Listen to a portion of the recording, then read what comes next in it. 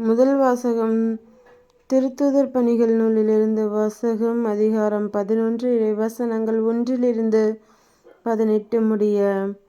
பிற இனத்தவரும் கடவுளின் வார்த்தையை ஏற்றுக்கொண்டதைப் பற்றி திருத்தூதர்களும் யூதேயாவில் உள்ள சகோதர சகோதரிகளும் கேள்விப்பட்டார்கள். பேதுரு எருசலேமுக்கு திரும்பி வந்தபோது விருத்த சேதனம் செய்து கொண்டவர்கள் அவரோடு வாதிட்டனர்.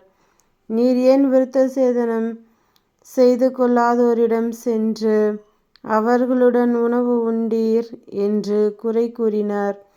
பேதுரு நடந்தவற்றை ஒன்றன்பின் ஒன்றாக விளக்கிக் கூறத் தொடங்கினார். நான் யோப்பா நகரில் இறைவனிடம் வேண்டிக் கொண்டிருந்த போது மெய்மறந்த நிலையில் ஒரு காட்சி கண்டேன். பெரிய கப்பற்பாயை போன்ற ஒரு விரிப்பு 4 முனைகளிலும் கட்டப்பட்டு வானத்திலிருந்து இறக்கப்பட்டு என்னிடம் வந்தது. அதை நான் கவனமாக நோக்கியபோது தரையில் நடப்பன, ஊர்வன, வானில் பறப்பன, காட்டு விலங்குகள் ஆகியவற்றைக் கண்டேன். பேதுரு, எழுந்திடு, இவற்றைக் கொன்று சாப்பிடு என்னும் ஒரு குரல் ஒலிப்பதையும் கேட்டேன். அதற்கு நான், வேண்டவே வேண்டாம் ஆண்டவரே, தீட்டானதும் தூய்மையற்றதுமான எதுவும் ஒருபோதும் என் வாய்க்குள் சென்றதில்லையே என்றேன். 2ஆம் முறையும் வானிலிருந்து மறுமொழியாக, தூய்மையானது என கடவுள் கருதுவதை தீட்டாகக் கருதாதே என்று அக்குரல் ஒலித்தது. இப்படி இம்முறை நடந்தபின் யாவும் வானத்துக்கு மீண்டும் எடுத்துக்கொள்ளப்பட்டன.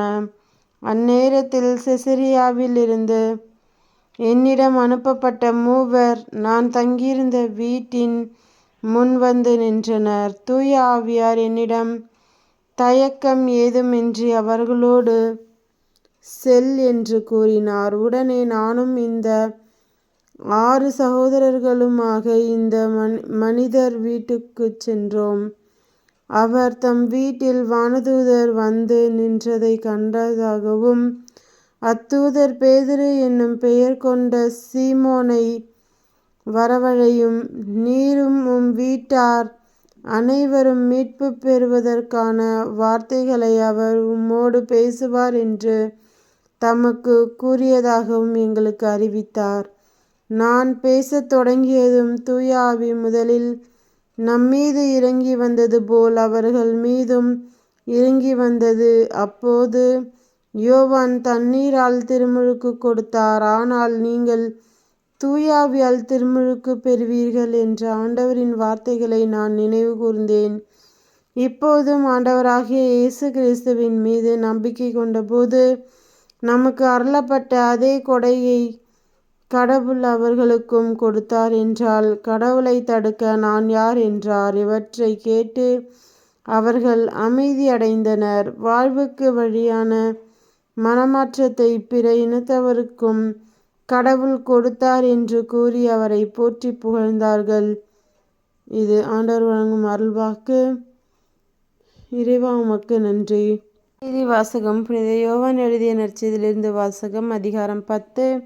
இறைவசனங்கள் 1-10 முடிய.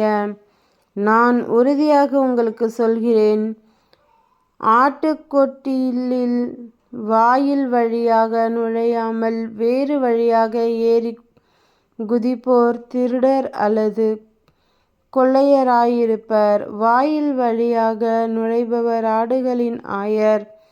அவருக்கே காவலர் வாயிலை திறந்து விடுவார். ஆடுகளும் அவரது குரலுக்கே செவிசாய்க்கும். அவர் தம்முடைய சொந்த ஆடுகளை பெயர் சொல்லி கூப்பிட்டு வெளியே கூட்டி செல்வார். தம்முடைய சொந்த ஆடுகள் அனைத்தையும் வெளியே ஓட்டி வந்தபின் அவர் அவற்றிற்கு முன் செல்வார். ஆடுகளும் அவரை பின்தொடரும், ஏனெனில் அவரது குரல் அவற்றுக்கு தெரியும். அறியாத ஒருவரை அவை பின்தொடரா. அவரை விட்டு அவை ஓடிப்போகும், ஏனெனில் அவரது குரல் அவற்றுக்கு தெரியாது. இயேசு அவர்களிடம் உவமையாக இவ்வாறு சொன்னார். ஆனால் அவர் சொன்னதை அவர்கள் புரிந்து கொள்ளவில்லை. மீண்டும் இயேசு கூறியது, உறுதியாக உங்களுக்கு சொல்கிறேன், ஆடுகளுக்கு வாயில் நானே. எனக்கு முன்பு வந்தவர் அனைவரும் திருடரும் கொள்ளையருமே. அவர்களுக்கு ஆடுகள் செவிசாய்க்கவில்லை. நானே வாயில். என் வழியாக நுழைவோருக்கு ஆபத்து இல்லை. அவர்கள் உள்ளே போவர், வெளியே வருவர், மேய்ச்சல் நிலத்தை கண்டுகொள்வர். திருடுவதற்கும் கொல்வதற்கும் அழிப்பதற்குமின்றி திருடர் வேறு எதற்கும் வருவதில்லை. ஆனால் நான் ஆடுகள் வாழ்வை பெரும்பொருட்டு, அதுவும் நிறைவாக பெரும்பொருட்டு வந்துள்ளேன். இது கிறிஸ்துவின் நற்செய்தி. கிறிஸ்துவே உமக்கு புகழ்.